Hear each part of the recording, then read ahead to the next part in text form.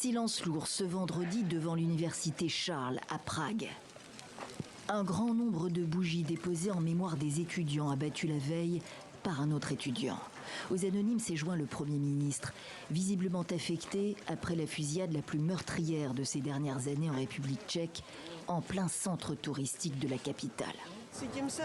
Je me sens vraiment très mal parce que j'enseigne à l'université. On a été très fortement affectés. C'est l'horreur, je ne peux même pas parler. On est plus vigilant, même si je ne pense pas que la même chose pourrait se reproduire. Veille de fête endeuillée, le massacre est partout, dans la presse. Dès jeudi, la police a écarté tout lien avec le terrorisme international, identifiant l'assaillant comme étant un étudiant en histoire de 24 ans, lourdement armé. Les forces de l'ordre ont tenté de l'arrêter à l'université. Ici, des images filmées pendant leur intervention. Une recherche nationale annoncée à 13h15 locale, après que son père a été retrouvé mort dans un village de l'ouest de Prague. 15h20, l'étudiant s'est suicidé comme il l'avait annoncé à un ami, confirme la police.